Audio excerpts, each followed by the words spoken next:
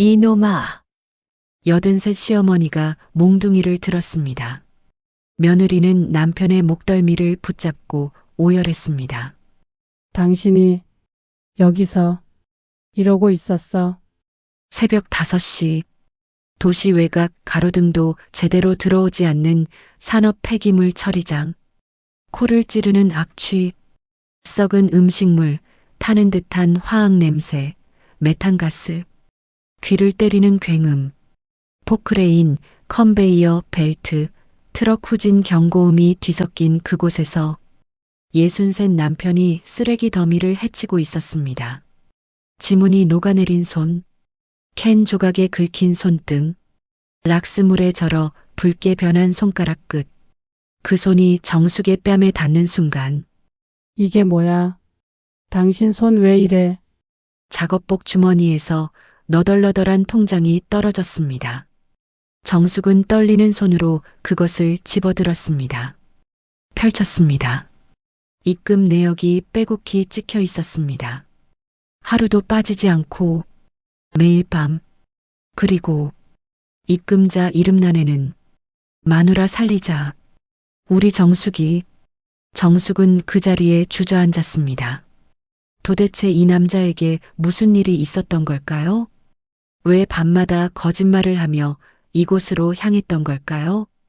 그리고 아내는 왜 남편을 의심했던 걸까요? 이 이야기가 어떻게 시작됐는지 궁금하시죠? 사연을 시작하기 전에 구독과 좋아요를 눌러주시고 어디에서 듣고 계신지 댓글로 남겨주세요. 여러분의 가정에 행운이 가득 들어가기를 바라겠습니다. 그럼 지금부터 한 달 전 정숙의 거실로 돌아가 보겠습니다. 새벽 5시 30분 아파트 거실. 정숙은 소파에 등을 꼿꼿이 세우고 앉아 있었습니다. 불도 켜진 채로요. 창밖으로는 아직 어둠이 거치지 않았고 복도에서는 새벽 청소차 소리만 간간히 들려왔습니다. 기다리고 있었습니다. 현관도어록 소리를요. 정숙의 머릿속은 온통 남편 철로로 가득했습니다. 남편이 운동 끝나고 기원에 잠깐 들렀다 오겠다고 한 게 몇 달 전부터였습니다. 처음엔 그냥 믿었습니다.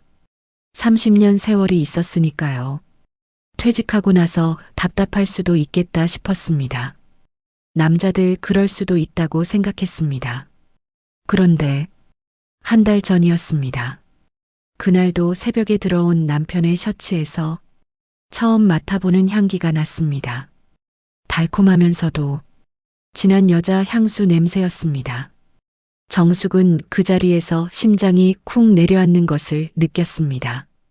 잠든 척하면서 이불 속에서 눈을 꼭 감고 있었지만 그 냄새는 코끝을 떠나지 않았습니다. 억지로 달랬습니다. 그냥 스쳐 지나가는 거겠지라고요. 하지만 배신감은 이미 가슴 깊은 곳에 자리를 잡은 뒤였습니다. 그리고 그것은 날이 갈수록 커졌습니다. 그래서 오늘은 자지 않았습니다. 소파에 앉아 꼬박 기다렸습니다. 내 눈으로 직접 보자고요. 이 사람 눈을 보면 알 것 같았습니다. 30년을 같이 산 사람인데 얼굴을 보면 알 수 있을 것 같았습니다. 도어록 소리가 새벽의 정적을 찢었습니다. 정숙은 숨을 멈췄습니다. 문이 열리고 남편이 들어섰습니다. 어두운 거실에 누군가 앉아 있는 것을 발견하자 그의 발이 순간 멈췄습니다. 흠칫하는 게 느껴졌습니다. 그 짧은 찰나 남편의 눈빛에 당황한 기색이 스치고 지나갔습니다. 그리고는 바로 고개를 돌렸습니다. 아내 얼굴을 똑바로 보지 않았습니다. 남편이 현관을 지나 안쪽으로 걸어 들어오는 순간 공기가 확 바뀌었습니다. 장미 향수 냄새였습니다. 전보다 훨씬 더 진했습니다. 거실 가득 퍼지는 그 냄새가 코끝을 찌르는 순간 정숙은 가슴이 바닥으로 꺼져 내리는 것을 느꼈습니다. 배신감이 한꺼번에 치밀어 올랐습니다. 겨우겨우 붙들고 있었던 감정의 끈이 스르륵 풀려버리는 것 같았습니다. 기원에서 밤샘 바둑 뒀어. 목소리가 갈라져 있었고 힘이 없었습니다. 정숙은 아무 말도 못했습니다. 입을 열면 울음이 터질 것 같았고 울음이 터지면 그 다음에 무슨 말이 나올지 정숙 자신도 알 수 없었습니다. 철로는 아내의 안색은 들여다보지도 않았습니다. 뭔가를 피하듯 욕실로 바로 들어가 버렸고 욕실 문이 닫히는 소리가 정숙의 귓속에서 유난히 크게 울렸습니다. 정숙은 천천히 몸을 일으켰습니다. 철로가 현관에 벗어놓은 셔츠가 눈에 들어왔습니다. 손이 먼저 움직였습니다. 셔츠를 집어들고 뒷부분에 코를 박았습니다. 역했습니다. 향수 냄새가 코를 틀어막을 것처럼 강했습니다. 구역질이 올라왔습니다. 그런데 냄새보다 정숙의 눈을 멈추게 한 것이 있었습니다. 셔츠 안쪽에 작은 붉은 얼룩이 번져 있었습니다. 립스틱 자국. 정숙이 아닌 색이었습니다. 손이 부르르 떨렸습니다. 분노가 목구멍까지 차올랐습니다. 배신감에 숨이 막혔습니다. 이 남자와 살면서 가난도 견뎌냈고 시어머니 눈치도 봐왔고 아이 키우느라 제 꿈도 다 접었습니다. 젊은 시절 한번 예쁘게 꾸며 볼 여유도 없이 살았습니다. 그런데 이게 뭔지 싶었습니다. 이 향수 냄새가 뭔지, 이 얼룩이 뭔지 여러분도 아시지 않습니까? 30년을 바친 사람한테 배신당했다고 느끼는 그 순간 분노보다 먼저 오는 게 있습니다. 참을 수 없는 허망함이었습니다. 내 인생이 무엇이었나 하는 그 허망함이요. 샤워 소리가 들려왔습니다. 정숙은 셔츠를 세탁기 안에 던져놓고 부엌으로 갔습니다. 쌀을 씻기 시작했습니다. 손이 떨려서 쌀이 자꾸 흘러내렸습니다. 수돗물 소리 사이로 정숙의 얕은 울음이 섞였습니다. 30년 세월이 향수 냄새 하나에 날아가는 것 같아서 서러움이 걷잡을 수 없이 밀려왔습니다. 잠시 후 씻고 나온 철로는 정숙을 힐끔 보더니 짤막하게 말했습니다. 피곤해. 좀 잘게. 그리고 안방으로 들어가 버렸습니다. 방문이 닫혔습니다. 정숙은 그 자리에 그대로 서 있었습니다. 손에는 아직 물기가 남아 있었고 씻다 만 쌀이 담긴 그릇만 싱크대에 덩그러니 놓여 있었습니다. 한참 뒤 정숙은 세면대 앞에 섰습니다. 거울 속 자신의 얼굴을 마주했습니다. 흰자위가 노랗게 변해 있었습니다. 뺨은 폭 꺼져 있었고 입술은 핏기가 없었습니다. 자괴감이 밀려왔습니다. 이 꼴로 남편한테 버림받은 건가 하는 생각이 드는 순간 너무 서러워서 세면대 가장자리를 두 손으로 꽉 쥐었습니다. 안방 문틈 사이로 향수 냄새가 새어나왔습니다. 그것이 세상에서 가장 더러운 악취처럼 느껴지는 새벽이었습니다. 남편이 코를 골기 시작한 건 아침 9시쯤이었습니다. 정숙은 거실 소파에 앉아 그 소리를 들었습니다. 세상 편하게 자고 있었습니다. 밤새 어디서 뭐하고 왔는지 모르지만 안방 문 너머로 들려오는 코 고는 소리는 언제나처럼 규칙적이고 평온했습니다. 그 소리가 이상하게 거슬렸습니다. 분노가 가슴 밑에서 천천히 끌어올랐습니다. 정숙은 부엌을 치우다 멈췄습니다. 그리고 베란다 쪽으로 걸어갔습니다. 남편의 낡은 배낭이 베란다 구석에 놓여 있었습니다. 플라스틱 수거 봉투 뒤에 반쯤 숨겨진 채로요. 평소에는 현관 신발장 위에 두던 가방이었는데 언제부터인가 저기다 두기 시작했습니다. 정숙은 그 가방을 며칠째 보면서도 손을 대지 않았습니다. 건드리면 안 될 것 같은 느낌이 있었습니다. 알게 되면 더 힘들 것 같다는 두려움이었습니다. 그런데 그날은 손이 먼저 움직였습니다. 배낭을 집어들었습니다. 생각보다 가벼웠습니다. 지퍼를 열자 낡은 칫솔 하나, 구겨진 수건 한 장, 그리고 동전 몇 개가 굴러다녔습니다. 겉주머니를 열어봤습니다. 아무것도 없었습니다. 정숙은 안쪽 깊숙한 곳, 잘 보이지 않는 내부 주머니에 손을 집어넣었습니다. 손끝에 뭔가 작고 딱딱한 것이 닿았습니다. 꺼내 들었습니다. 분홍색 향수병이었습니다. 작고 아기자기한 모양이었는데 뚜껑이 열려 있었습니다. 그래서 가방 안에 그 냄새가 배어 있었던 것이었습니다.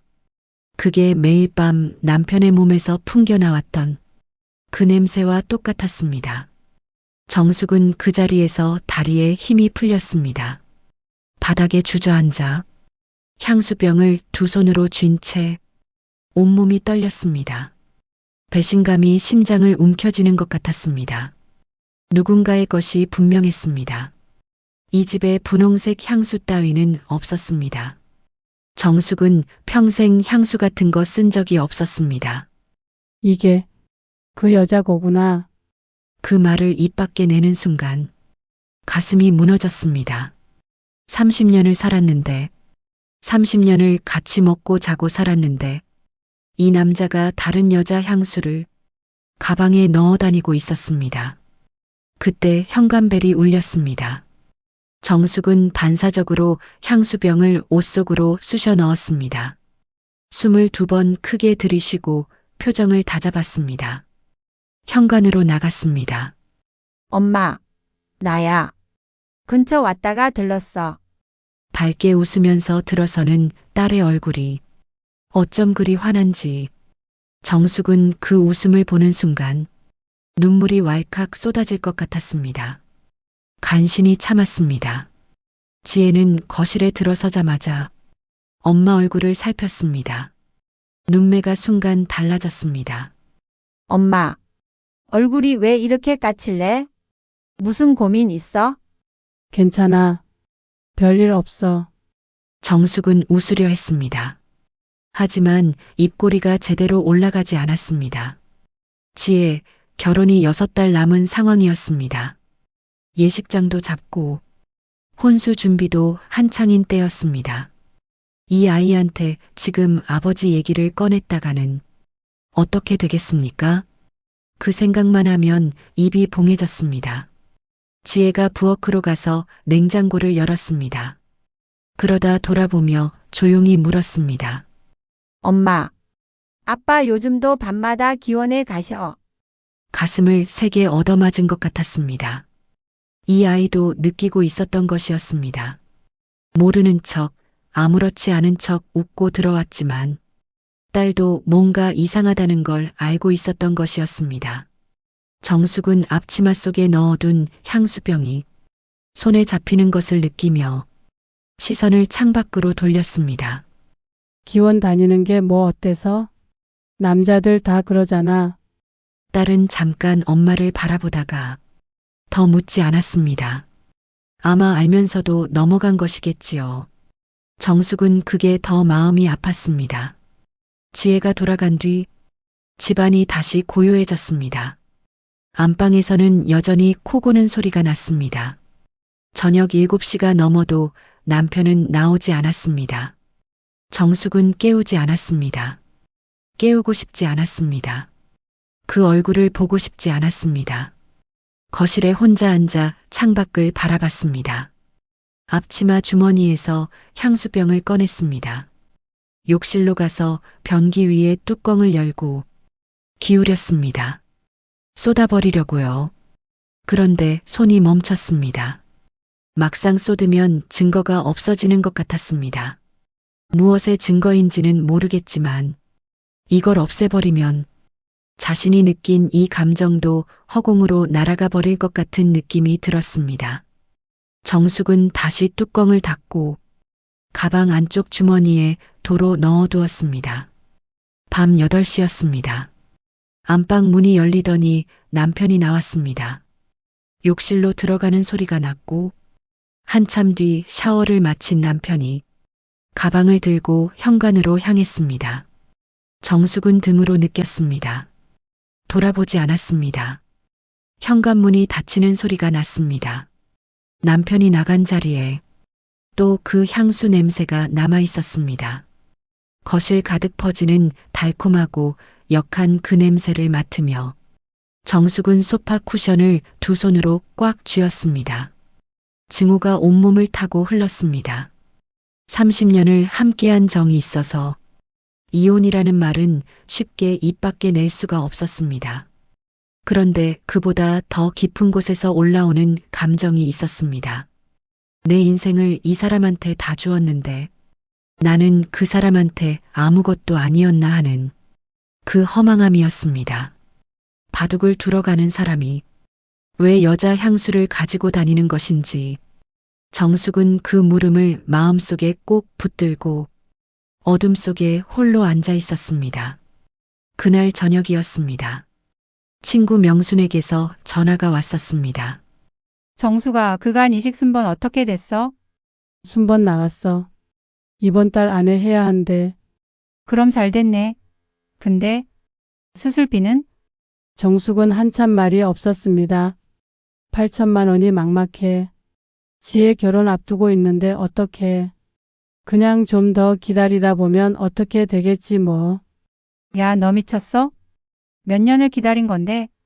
지금 안 하면 언제 또 순번 올지 모르는 거잖아. 그래도 돈이 없는데 어떡해. 지혜한테 부담 줄 수는 없잖아. 정숙은 전화를 끊고 거실 창밖을 바라봤습니다. 흰자위가 노랗게 변해 있었습니다. 옆구리 통증은 날이 갈수록 심해졌습니다. 약을 먹어도 소용없었습니다. 남편에게 말해야 할까요?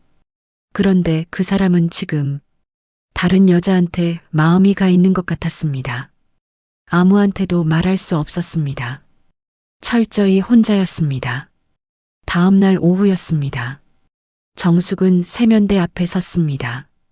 거울 속 자신의 얼굴을 마주했습니다. 흰자위가 노랗게 변해 있었습니다. 뺨은 폭 꺼져 있었고 입술은 핏기가 없었습니다. 머리카락도 빠지기 시작했습니다. 손가락으로 머리를 쓸어내리자 머리카락 서너 가닥이 손에 묻어 나왔습니다. 자괴감이 밀려왔습니다. 이 꼴로 남편한테 버림받은 건가? 그 말을 입 밖에 내는 순간 눈물이 흘렀습니다. 젊었을 때는 예뻤습니다. 철로가 처음 만났을 때 세상에서 제일 예쁘다고 했습니다. 그런데 지금은 이 얼굴로 무슨 수로 남편을 붙잡을 수 있겠습니까? 안방 문틈 사이로 향수 냄새가 새어나왔습니다. 그것이 세상에서 가장 더러운 악취처럼 느껴지는 밤이었습니다. 시어머니는 언제나 예고 없이 오는 분이었습니다. 벨도 없이 도어록 비밀번호를 직접 누르고 들어오시는 분이었습니다.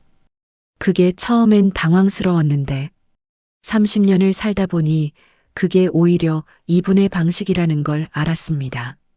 가족이니까 문 두드리지 않는다는 거였습니다. 그날 아침도 그랬습니다.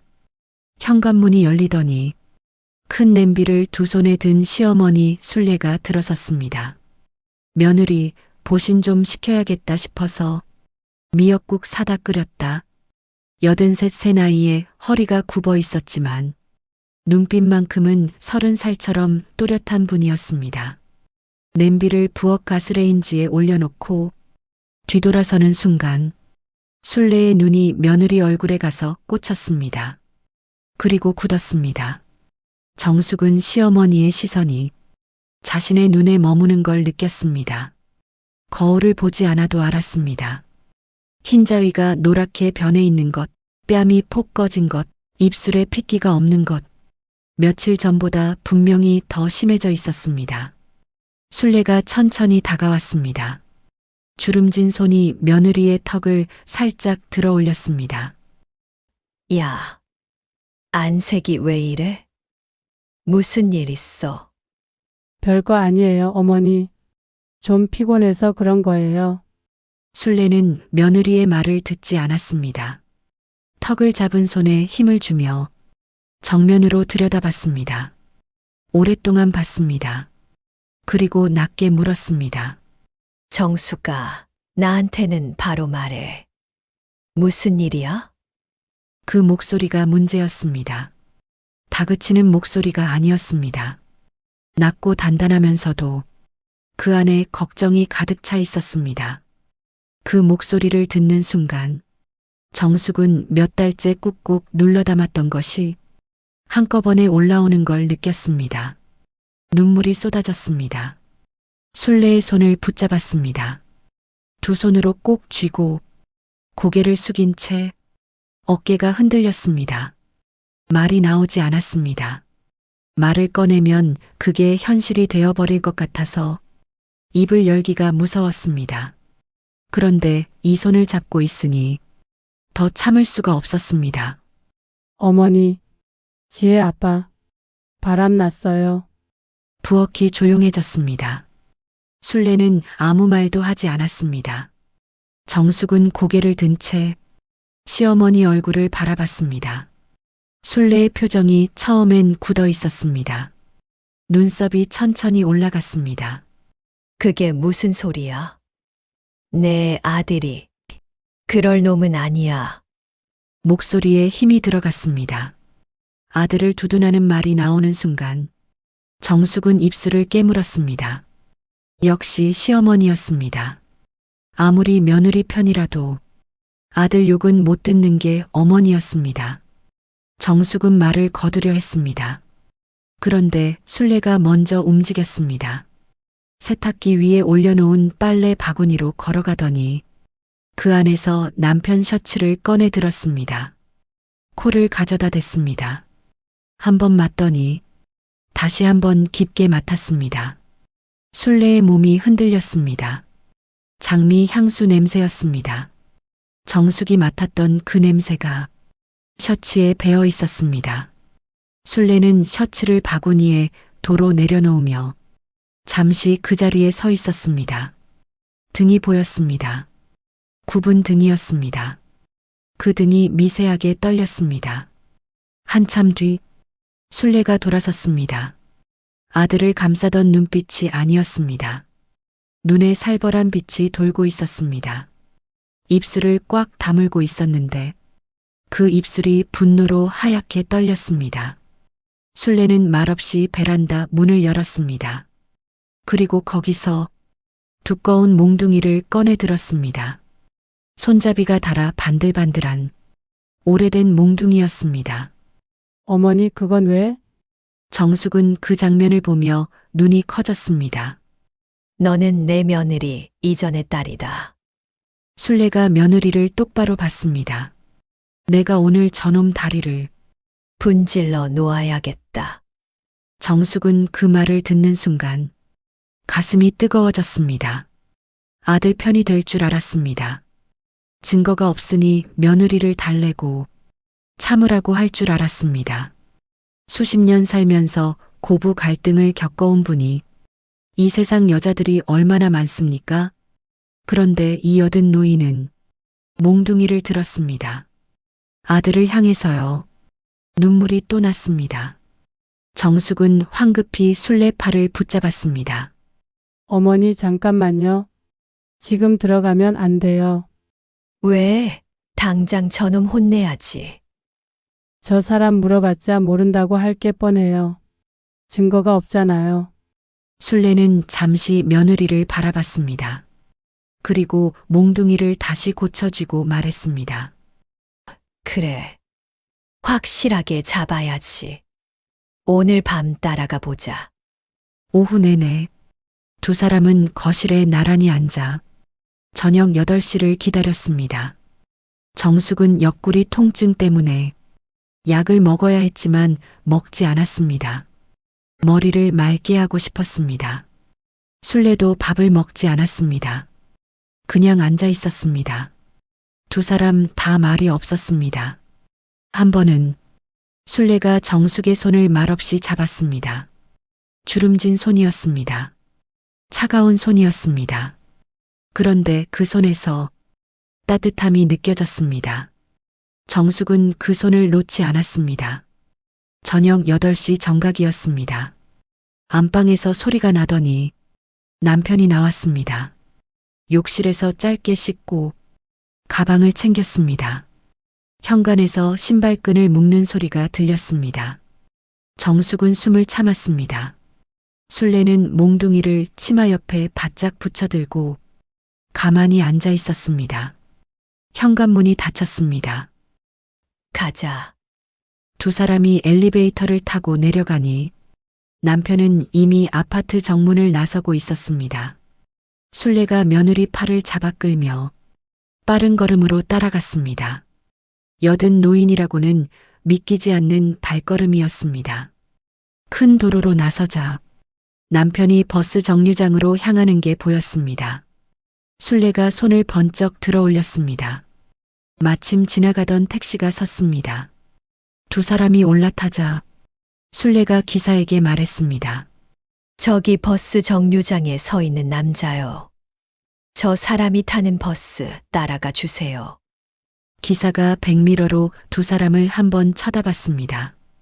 아무 말 없이 차를 출발시켰습니다. 택시 안이 조용했습니다.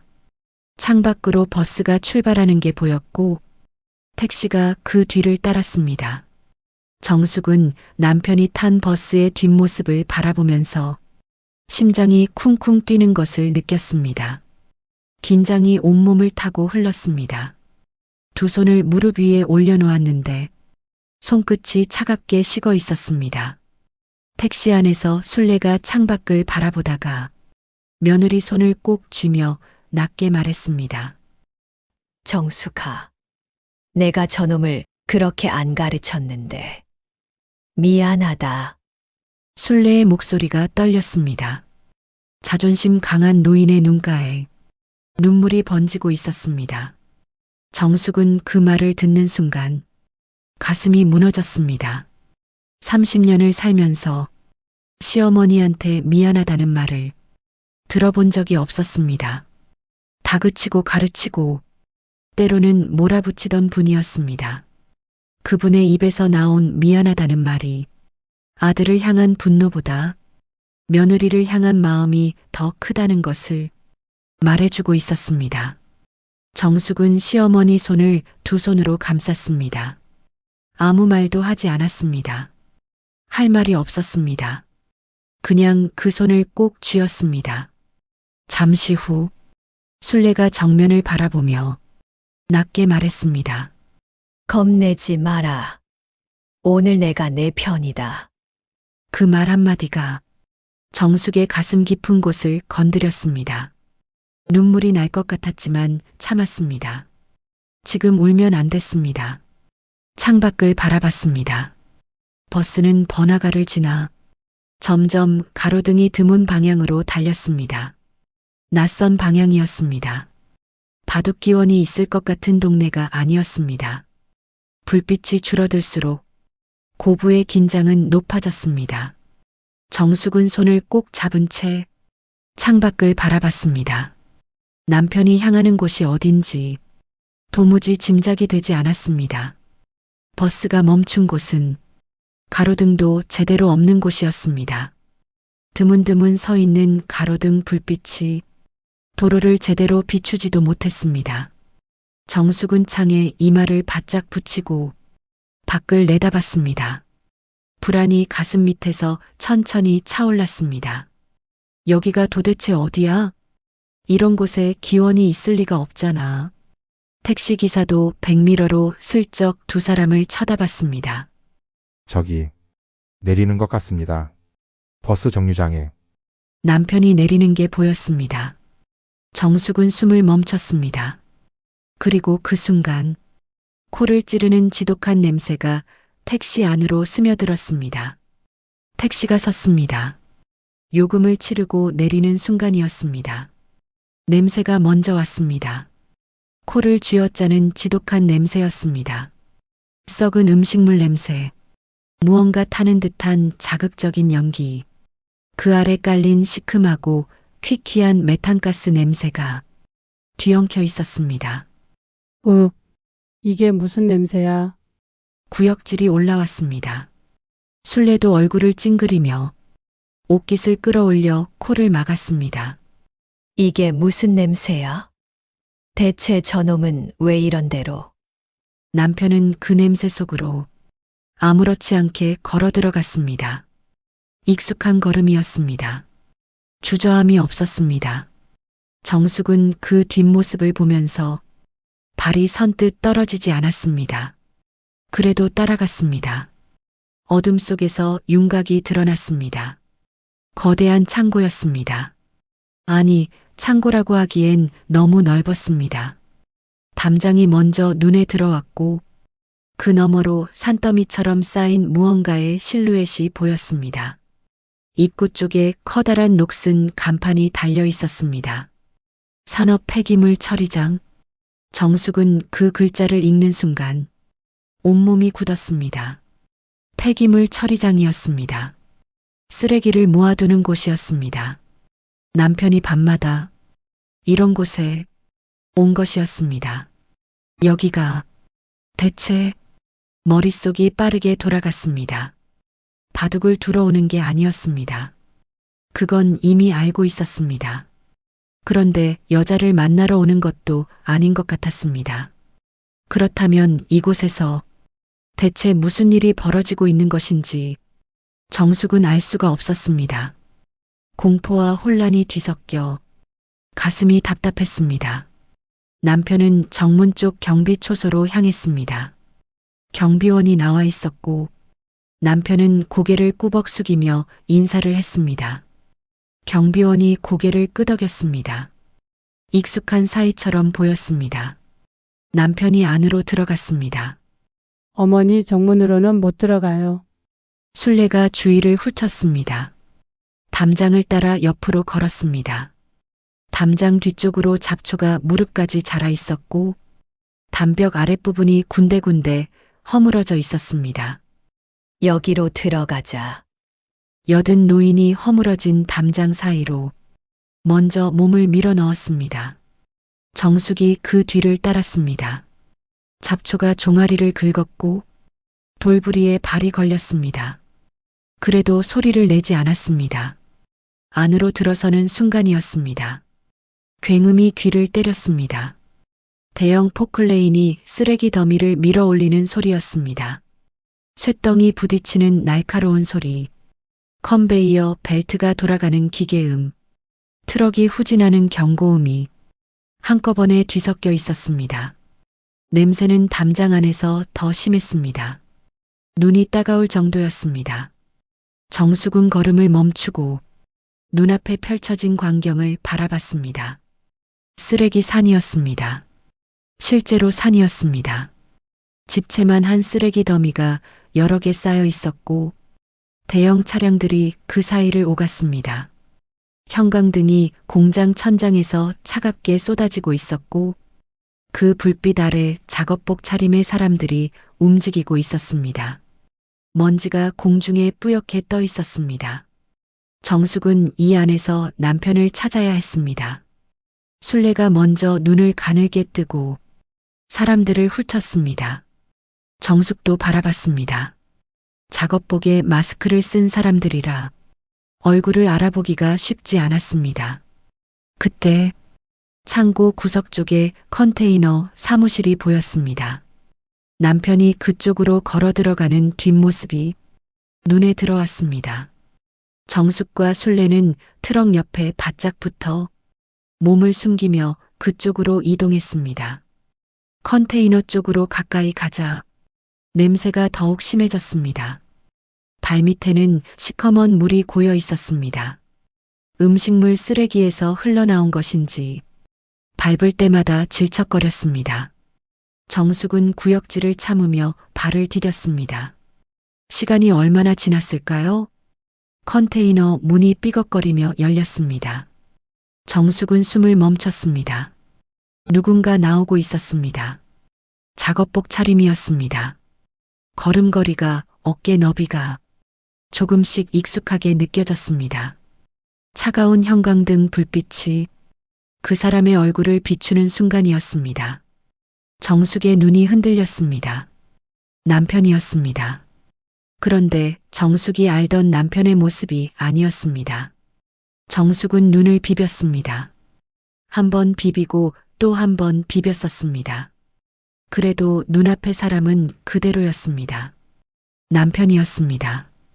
박철로, 그 사람이었습니다. 그런데 정숙이 30년을 보아온 그 사람이 아니었습니다. 말끔하게 다린 셔츠를 입고 출근하던 사람, 밥상 앞에서 리모컨을 쥐고 앉아있던 사람, 퇴직 후에는 낮잠을 자면서 거실 소파를 차지하던 사람이 아니었습니다. 컨테이너 문을 밀고 나온 남편은 셔츠를 벗어 가방에 구겨 넣고 있었습니다. 그 안에 입고 있던 건 낡은 작업복이었습니다. 무릎이 해지고 소매 끝이 너덜너덜한 오물이 찌든 작업복이었습니다. 얼굴에는 큼지막한 마스크를 단단히 걸쳤습니다. 마스크가 얼굴의 반을 덮고 있었습니다. 그래도 정숙은 알아봤습니다. 저 어깨, 저 걸음걸이, 저 구부정하게 숙인 등 30년을 봐왔으니 알아보지 못할 리가 없었습니다. 경악이 온몸을 훑고 지나갔습니다. 말이 나오지 않았습니다. 남편은 컨테이너에서 나와 작업장 안쪽으로 걸어 들어갔습니다. 컨베이어 벨트 앞이었습니다. 허리 높이만 한 벨트가 길게 이어져 있었고 그 앞에 작업자들이 줄지어 서 있었습니다. 남편이 그 줄 끝에 자리를 잡았습니다. 당연한 듯이, 익숙한 듯이요. 벨트가 돌아가기 시작했습니다. 그리고 곧 쏟아지기 시작했습니다. 도시 어딘가에서 버려진 것들이 벨트 위로 쏟아졌습니다. 음식물 찌꺼기, 깨진 병, 찌그러진 캔, 검은 봉투, 알 수 없는 오물 덩어리들. 남편이 그 앞에 섰습니다. 손을 뻗었습니다. 그리고 그 오물 더미 속으로 손을 집어넣었습니다. 정숙은 그 순간 가슴이 찢어지는 것 같은 통증을 느꼈습니다. 눈앞이 흐려졌습니다. 눈물인지 먼지인지 알 수 없었습니다. 평생 집에서 설거지 한 번 안 하던 사람이었습니다. 손에 기름때가 묻으면 수건을 찾던 사람이었습니다. 그 사람이 지금 오물 속에 손을 넣고 있었습니다. 예순의 나이로, 굽은 허리로 그 벨트 앞에 서 있었습니다. 잠시 뒤 장갑이 찢겼습니다. 날카로운 캔 조각에 긁힌 것이었습니다. 남편은 장갑을 내려다봤습니다. 피가 배어나오고 있었습니다. 그런데 작업을 멈추지 않았습니다. 손을 바지에 한번 닿고 다시 벨트 쪽으로 손을 뻗었습니다. 시간이 지날수록 벨트 속도가 빨라졌습니다. 남편의 손놀림이 쫓아가지 못하기 시작했습니다. 분류되지 못한 것들이 벨트 끝으로 흘러내려가기 시작했습니다. 쌓이기 시작했습니다. 옆에 서 있던 젊은 작업자가 그걸 봤습니다. 20대로 보이는 청년이었습니다. 아, 진짜 영감. 또 흘리고 있잖아요. 도대체 눈을 어디에 두고 일하는 거예요? 날카로운 목소리가 기계음을 뚫고 터져 나왔습니다. 주변 작업자들의 시선이 일제히 남편에게 쏠렸습니다. 남편은 고개를 들지 않았습니다. 더 빨리 손을 움직이려 했습니다. 그런데 예순의 손이 25세의 손을 따라갈 수는 없었습니다. 진짜 이런 거 하나 제대로 못하면서 왜 여기 온 거예요? 나이 처먹은 게 자랑이에요. 청년의 목소리에는 숨길 생각도 없는 경멸이 담겨 있었습니다. 그 말이 기계음 사이로 퍼졌습니다. 옆에 있던 다른 작업자 하나가 픽 웃는 소리가 들렸습니다.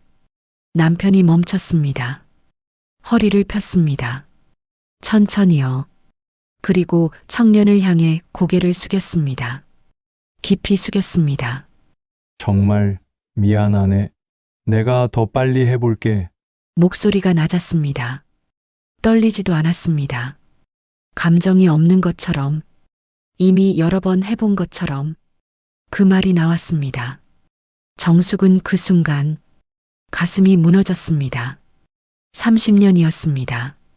30년 동안 저 사람이 누군가에게 저렇게 허리 숙이는 것을 한 번도 본 적이 없었습니다.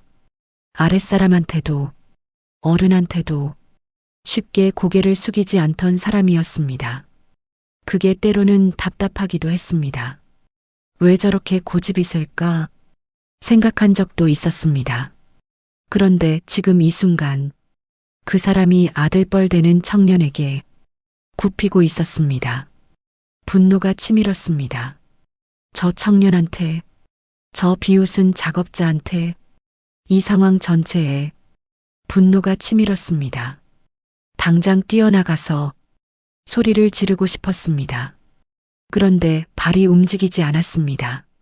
남편이 이곳에 왜 있는지 아직 알지 못했습니다. 술래가 정숙의 팔을 잡았습니다. 잡은 손에 힘이 들어왔습니다. 술래의 손이 떨리고 있었습니다. 노인의 눈에서 눈물이 흘렀습니다. 소리 없이 멈추지 않고 흘렀습니다. 몽둥이는 언제부터인가 내려놓은 채였습니다. 사이렌 소리가 짧게 울렸습니다.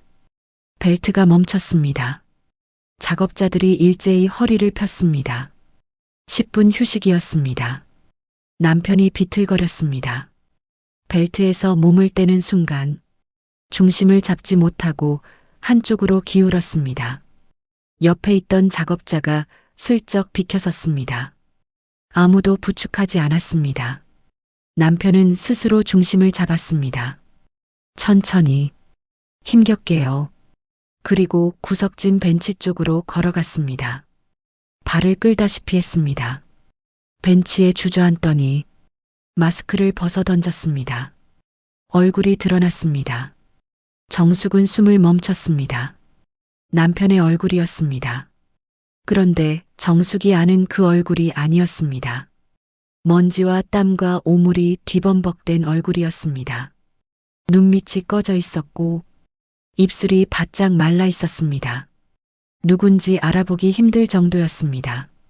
남편이 가방을 끌어당겼습니다. 안쪽 주머니에 손을 넣었습니다. 그리고 꺼냈습니다. 분홍색 향수병이었습니다. 정숙의 심장이 쿵 내려앉았습니다. 남편은 먼저 자기 몸 쪽으로 코를 가져갔습니다. 크 맞더니 인상을 찌푸렸습니다. 눈을 감고 잠깐 있다가 낮게 혼잣말을 했습니다. 냄새가 너무 나네. 그리고 향수병 뚜껑을 열었습니다. 칙! 짧은 소리가 조용한 구석을 울렸습니다. 목덜미에 한 번 뿌렸습니다. 칙! 옷깃에 한 번 더 뿌렸습니다. 칙칙! 팔뚝, 가방, 작업복 앞섭에 연달아 뿌렸습니다. 독한 장미 향기가 공기 중으로 번졌습니다. 오물 냄새와 뒤섞이며 기묘한 향이 퍼졌습니다. 그게 바로 정숙이 매일 밤 맡았던 그 냄새였습니다. 남편이 중얼거렸습니다. 이래야 우리 정숙이가 눈치 못 채지.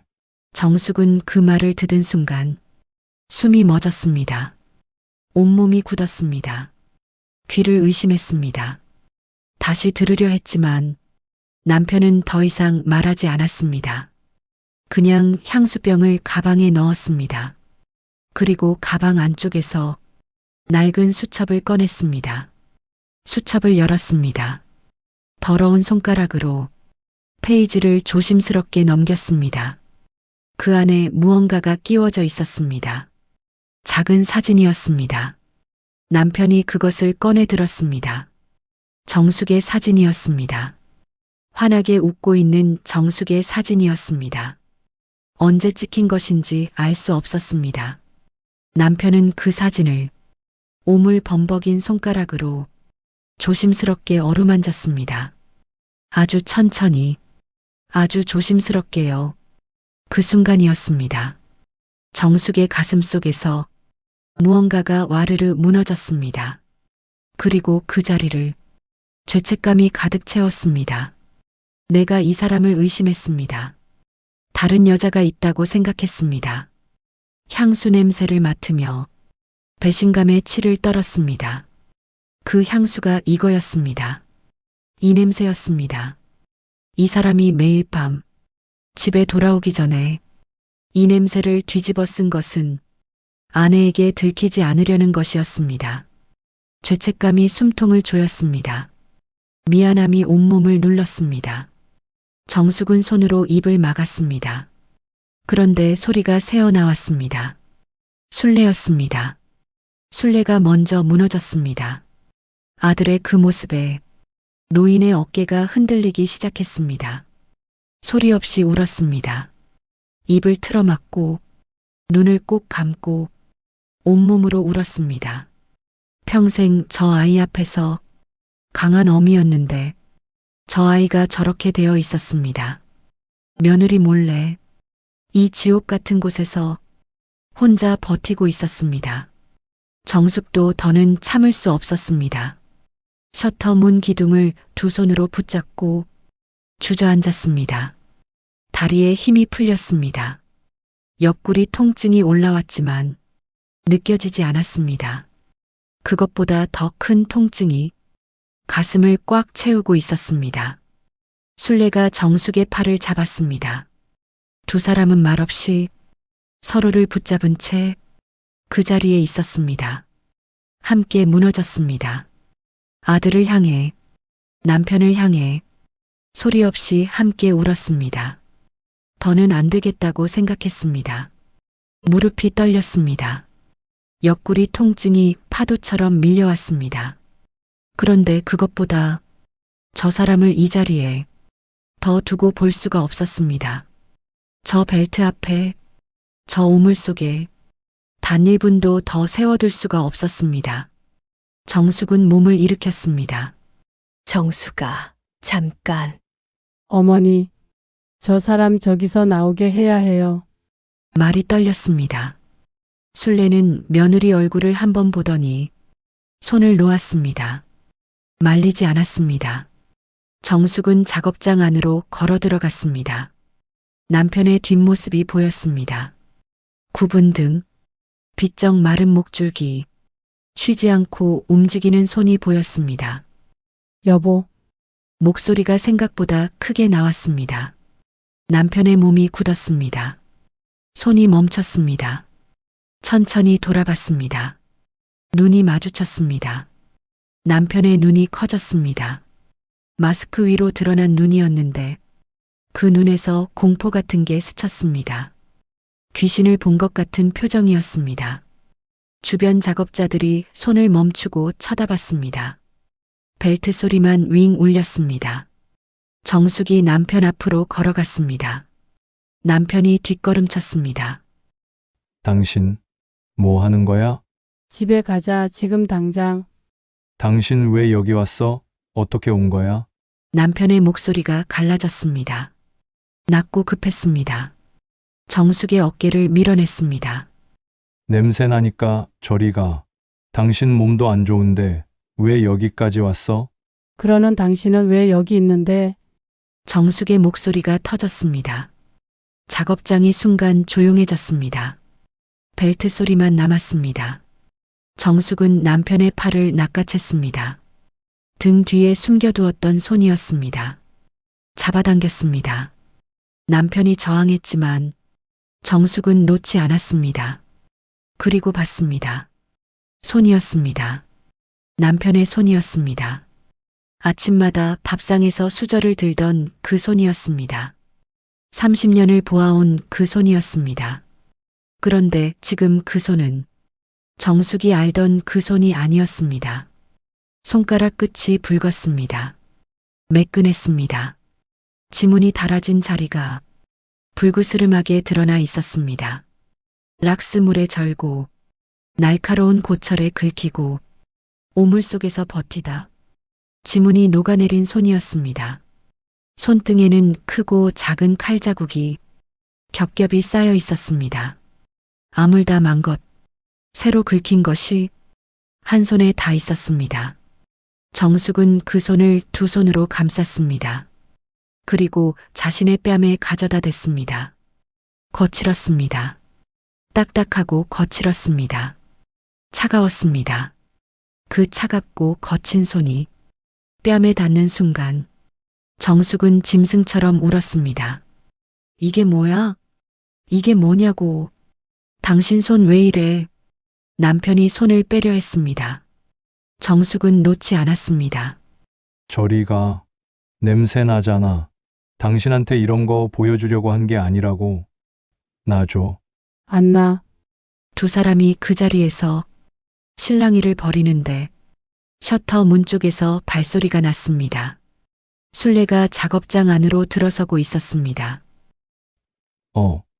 어머니. 목소리가 낮게 깨졌습니다. 순례는 아들 앞에 섰습니다. 아무 말도 하지 않았습니다. 주름진 손을 들어 아들의 얼굴로 가져갔습니다. 마스크를 벗겨냈습니다. 먼지와 땀과 오물이 뒤범벅된 아들의 얼굴이 드러났습니다. 순례는 그 얼굴을 손으로 쓰다듬었습니다. 소매로, 손바닥으로, 눈밑을, 뺨을, 이마를 닦았습니다.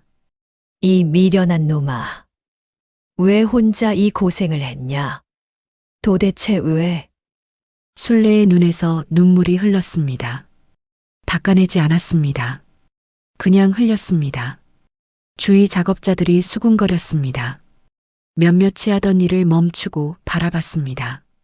젊은 작업자들도 있었습니다. 아까 남편에게 욕설을 퍼붓던 그 청년도 있었습니다. 그 청년이 조용히 모자를 벗었습니다. 다른 작업자 하나가 그것을 보고 따라서 모자를 벗었습니다. 작업장이 조용해졌습니다. 벨트 소리만 남았습니다. 정숙은 아직 남편의 손을 쥐고 있었습니다. 지문이 사라진 그 손을요. 여보, 남편은 대답하지 않았습니다. 당신 나한테 말 좀 해줘. 도대체 여기서 왜 이러고 있는 거야? 말 좀 해봐, 제발. 남편의 어깨가 흔들렸습니다. 고개를 숙였습니다. 한참 그러고 있었습니다. 그리고 천천히 쓰레기 바닥에 주저앉았습니다. 더 이상 버티지 못하는 것처럼 그냥 주저앉았습니다. 정숙도 그 옆에 앉았습니다. 순례도 천천히 내려앉았습니다. 세 사람이 쓰레기 바닥에 나란히 앉았습니다. 남편이 고개를 들었습니다. 눈이 빨개져 있었습니다. 정숙을 바라봤습니다. 노랗게 뜬 아내의 안색을 바라봤습니다. 오랫동안 봤습니다. 그때 철로가 천천히 고개를 들고 입을 열었습니다. 정수가. 남편의 목소리가 낮게 울렸습니다. 정숙은 숨을 참았습니다. 당신 그날 친구랑 통화하는 거 다 들었어. 정숙은 아무 말도 하지 못했습니다. 수술비 때문에 포기하려고 했던 거. 나 다 들었어. 그날이었습니다. 친구 명순이한테 전화가 왔었습니다. 분리수거하러 나간 줄 알았습니다. 그래서 말했습니다. 간이식 순번이 됐는데 8천만 원이 막막하다고. 몇 년이야?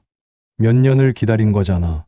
그 긴 시간을 버텨왔는데 막상 순번이 됐을 때 돈이 없어서 어떻게 그냥 포기를 해. 남편의 목소리가 잠깐 끊겼습니다. 숨을 고르는 것 같았습니다. 눈이 빨개지고 있었습니다. 그런데 울지 않았습니다. 입술을 꽉 다물고 있었습니다. 지혜가 결혼 미루겠다고 했잖아. 자기가 모아놓은 결혼 자금으로 엄마 수술 먼저 하자고. 예식장 계약금 날려도 괜찮다고. 정숙은 그 말을 듣는 순간 가슴이 무너졌습니다. 내가 안 된다고 했어. 그건 아비로서 염치가 없는 거라고. 지혜가 힘들게 모은 결혼 자금은 그 애를 위해 써야 하는 거잖아. 목소리가 단단했습니다. 흔들리지 않았습니다.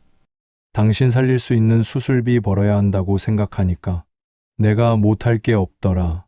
정숙은 남편의 그 말을 들으며 눈물을 멈출 수가 없었습니다. 이 사람이 그날 밤부터 일자리를 알아봤을 것이었습니다. 63의 나이로 갈 수 있는 곳을 찾았을 것이었습니다. 그리고 여기로 왔을 것이었습니다. 이 냄새 나는 곳으로, 이 오물 속으로요. 남편이 가방을 끌어당겼습니다. 안쪽 깊숙한 곳에서 너덜너덜한 통장을 꺼냈습니다. 귀퉁이가 접히고 구겨진 오물이 묻은 낡은 통장이었습니다. 정숙 앞에 내밀었습니다. 정숙은 떨리는 손으로 받아들었습니다. 펼쳤습니다. 입금 내역이 빼곡히 찍혀 있었습니다. 몇 달 전부터 날짜별로 매일 밤 하루도 빠지지 않고 입금된 기록이었습니다. 정숙은 손가락으로 그 숫자들을 짚어 내려갔습니다. 한 줄, 두 줄, 10줄, 20줄. 단 하루도 빠지지 않았습니다. 그리고 입금자 이름란을 봤습니다. 마누라 살리자. 우리 정숙이. 매일 밤 이 이름으로 입금이 되어 있었습니다. 정숙은 그 글자들을 손가락으로 문질렀습니다. 이 통장을 손에 쥐고 이 이름을 입력했을 남편의 손이 떠올랐습니다. 지문이 달아 붉게 변한 그 손으로 매일 밤 이를 쳐넣었을 것이었습니다. 한 달만 더 하면 돼. 이번 달 말이면 다 모여. 그리고 정숙의 노란 안색을 바라봤습니다. 황달로 노랗게 변한 눈동자를, 핏기 없는 입술을, 폭 꺼진 뺨을 오랫동안 바라봤습니다. 고생 좀 하면 어때? 난 당신만 다시 건강하게 내 옆에 있으면 난 그걸로 됐어. 정숙은 남편의 무릎에 얼굴을 묻었습니다. 그리고 울었습니다. 내가 잘못했어. 당신이 이러고 있는 줄도 모르고 의심만 하고 당신 미워했어. 내가 잘못했어. 남편은 아무 말도 하지 않았습니다. 지문이 사라진 그 거친 손으로 아내의 머리를 조심스럽게 어루만졌습니다. 2달이 지났습니다. 병원 정원이었습니다. 5월의 햇살이 따뜻하게 내리쬐는 오후였습니다. 화단에는 흰 꽃, 노란 꽃, 연분홍 꽃들이 바람에 살랑거렸습니다. 꽃 향기가 났습니다. 싸구려 장미 향수 냄새가 아닌 진짜 꽃 향기였습니다. 간이식 수술을 마친 정숙이 천천히 걸었습니다. 남편이 옆에 있었습니다. 정숙의 손을 잡고 걸었습니다. 지문은 여전히 없었습니다. 붉고 거칠었습니다. 그런데 그 손에서 단단한 힘이 느껴졌습니다. 아내의 손을 놓치지 않으려는 힘이었습니다. 여보, 응? 당신 냄새 있잖아. 남편이 멈칫했습니다. 무슨 냄새? 땀 냄새. 당신 땀 냄새. 잠시 침묵이 흘렀습니다. 그게 나한테는 세상에서 제일 좋은 향기야. 남편은 아무 말도 하지 않았습니다. 쑥스러운 듯 피식 웃었습니다. 그리고 정숙의 어깨를 감싸 안았습니다. 화단 옆 벤치에 순례가 앉아 있었습니다. 햇살을 받으며 두 사람이 걷는 것을 바라보고 있었습니다. 굽은 등이었습니다. 흰 머리였습니다. 그런데 그 얼굴에 환한 것이 있었습니다. 정숙은 남편 품에 기댄 채 하늘을 올려다봤습니다. 석양이었습니다. 하늘이 붉게 물들고 있었습니다. 몇 달 전 그 새벽, 거실 소파에 홀로 앉아 도어록 소리를 기다리던 밤이 떠올랐습니다. 향수 냄새에 심장이 무너지던 밤이 떠올랐습니다. 그 냄새가 이것이었습니다. 오물 냄새를 감추려고, 아내를 걱정시키지 않으려고 뿌린 싸구려 향수 한 병이었습니다. 이 사람이 그랬습니다. 아무 말 없이 혼자서 지문이 녹아내리도록 그랬습니다. 정숙은 눈을 감았습니다. 남편의 어깨가 느껴졌습니다. 따뜻했습니다. 그 어떤 향수보다, 그 어떤 향기보다 좋은 냄새가 났습니다. 살아 있었습니다. 살아서 이 봄 햇살 아래 이 사람 곁에 있었습니다. 그것으로 충분했습니다. 그것으로 모든 것이 충분했습니다. 사랑은 때로 말이 아닌 행동으로 증명됩니다. 30년을 함께한 부부, 서로를 의심하고 오해했지만 그 안에 숨겨진 진심은 그 어떤 말보다 뜨거웠습니다. 남편은 아내를 살리려 지문이 닳도록 일했고 아내는 그 진심을 알고 다시 건강을 되찾았습니다. 그리고 시어머니는 며느리를 딸처럼 아꼈습니다. 진심은 언젠가 반드시 전해집니다. 그리고 그 진심은 반드시 보상받습니다. 여러분도 기억하세요. 가족을 위해 흘린 땀과 눈물은 결코 헛되지 않습니다. 그리고 오해는 언젠가 풀립니다. 진심만 있다면요. 오늘 이야기 어떠셨나요? 30년을 함께한 부부의 사랑, 며느리를 딸처럼 아끼는 시어머니의 마음이 여러분의 가슴에도 닿았기를 바랍니다. 이 사연이 마음에 드셨다면 무료로 할 수 있는 구독과 좋아요로 마음을 나눠주세요. 그리고 사연 주인공에게 건네고 싶은 위로나 응원의 말이 있으시다면 댓글로 남겨주세요. 당신의 한마디가 채널 운영에 큰 힘이 됩니다. 늘 건강하시고 여러분의 가정에도 사랑과 행복이 가득하시기를 바랍니다. 내일도 사연 루틴 사연과 함께 해주세요. 감사합니다.